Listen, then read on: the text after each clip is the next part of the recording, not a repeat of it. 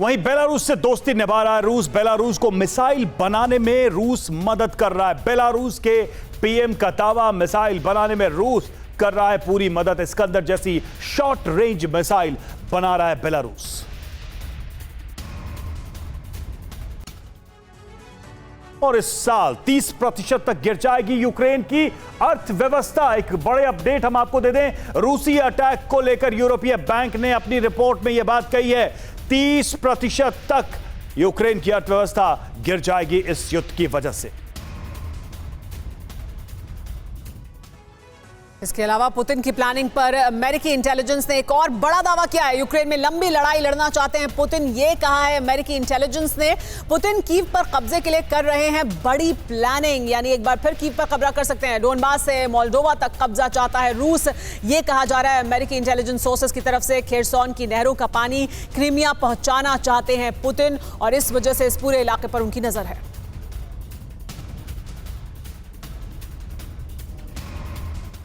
तो पुतिन की महत्वाकांक्षा क्या है और अमेरिका का खुफिया विभाग क्या कह रहा है, यह भी हम आपको बताते हैं। मिशन कब्जा डोनेट्स्क से ट्रांनिशिया तक ये प्लानिंग है, और यूएस इंटेलिजेंस ने क्या दावा किया इसको भी समझिए। डोनेट्स्क, लुहांस्क, डोनबास से आगे का पुतिन का ये प्लान है। खेरसोन के मीठे पानी को क्रीमिया तक ले जाना मकसद है, एक रूट बनाने की तैयारी। ईस्ट यूक्रेन की सप्लाई चेन पर कब्जे का भी प्लान है, और ट्रांसनिस्ट्रिया से खेरसोन तक कब्जा चाहते हैं पुतिन, और यहां से मोल्डोवा को नियंत्रित करना चाहते हैं। यह उनके प्लानिंग का हिस्सा है, मोल्डोवा को कनेक्ट करके कंट्रोल करने की भी कोशिश। और ट्रांसनिस्ट्रिया से क्रीमिया तक एक गलियारा बनाना चाहते हैं। इस गलियारे के बनने के बाद से रूस का और ज्यादा नियंत्रण हो जाएगा, कम्युनिकेशन स्टैब्लिश हो जाएगा। यूक्रेन आर्मी को पूरी तरह खत्म करना चाहते हैं पुतिन। पुतिन के सपने रशियन आर्मी की क्षमता से कहीं ज्यादा है, वो इसको बहुत आगे तक ले जाना चाहते हैं। ये पूरा का पूरा प्लान पुतिन का नजर आ रहा है। और अब आपको बताते हैं कि ट्रांसनिस्ट्रिया का रूस यूक्रेन युद्ध में जिक्र इतना ज्यादा क्यों किया जा रहा है, क्या महत्व है, क्यों इसका जिक्र सामने आ रहा है।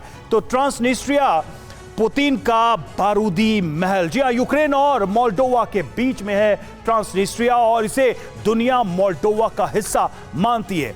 यह एक आजाद देश की तरह काम करता है। यहां अलग सरकार, अलग संसद और अपनी सेना है। पूरा इलाका रूस समर्थित ताकतों का गढ़ माना जाता है। यहां 1500 रूसी सैनिक, जबकि ट्रांसनिस्ट्रिया के करीब 7,500 सैनिक मौजूद हैं, और इसके कोवासन इलाके में रूस का 20,000 टन विस्फोटक रखा है। यह पूर्वी यूरोप में सबसे बड़ा विस्फोट का भंडार है।